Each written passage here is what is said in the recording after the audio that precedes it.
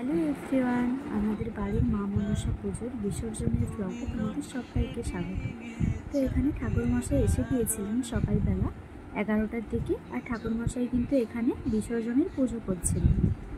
তো বিসর্জনের আগে ঠাকুরমশাইকে বলেছিলাম যে মায়ের হাতের পদ্ম ফুলটা আমাদেরকে দিয়ে দিতে, যাতে ওটা আমরা আমাদের কাছে রাখতে পারি। তো এখানে মা মনসা এবং সত্যনারায়ণ দুজনেরই বিসর্জন হয়ে গেল। আর সত্যনারায়ণ ঠাকুর যেহেতু আমাদের বাড়ির ঠাকুর, মানে ঘর থেকে নেওয়া হয়েছিল, তো সত্যনারায়ণ ঠাকুরকে ঠাকুরমশাই আবার ঠাকুর ঘরে রেখে দিলেন। আর এখানে মা মনসার কনকাঞ্জলি করা হচ্ছে, যেটা ঠাকুমা করছে। এখানে দেখতেই পাচ্ছ, ফার্স্টে ঠাকুমা মায়ের চারিপাশে জল ঘুরিয়ে দিল এবং মাকে প্রণাম করে ঠাকুমা ফার্স্টে কিন্তু মায়ের মাথায় তেল মাখিয়ে দিল, মার চুল আঁচড়ে দিল এবং মাকে কিন্তু সিঁদুর পরিয়ে দিল।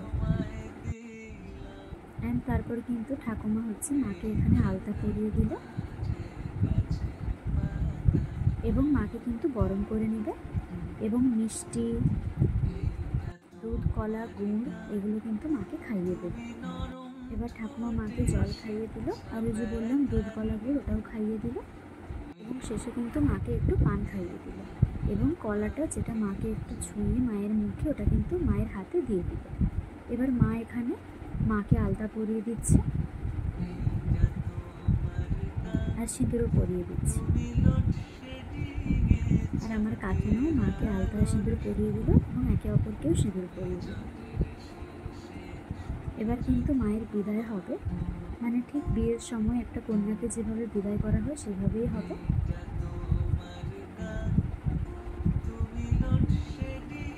এবার কিন্তু ঠাকুমা আর ঘুরে দেখতে পারবে না মাকে, তো এবার বাবা কিন্তু মাকে মাথায় নিয়ে যাবে, মানে নিয়ে নেবে এবং পুকুরে যাবে মাকে পুকুরে দেওয়ার জন্য।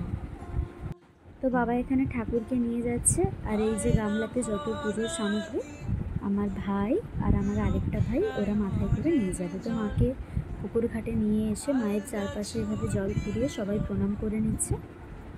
মা, ভাই, আমি, দেন আমার কাকিমা সবাই করেছিল এটা।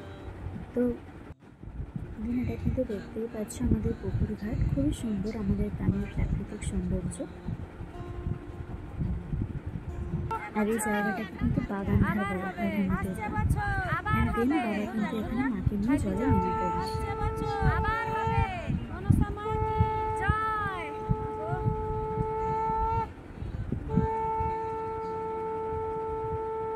মন খারাপ হচ্ছে, মা এতদিন বাড়িতে ছিল, মাকে আজকে বিসর্জন দিতে হলো, বাট কিছু করার নেই, আবার আসছে বছর আমাদের পুজো হবে। আর এখানে ঘটের যে জলটা ছিল সত্যনারায়ণ ঠাকুরের, আর মায়ের যে ঘটের জলটা ছিল ওটাতে বাবা, আমি, ভাই সবাই মাথায় নিয়ে স্নান করে নিলাম।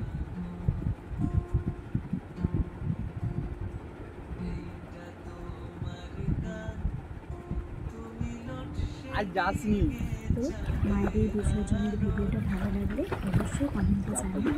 And thanks for watching, bye bye.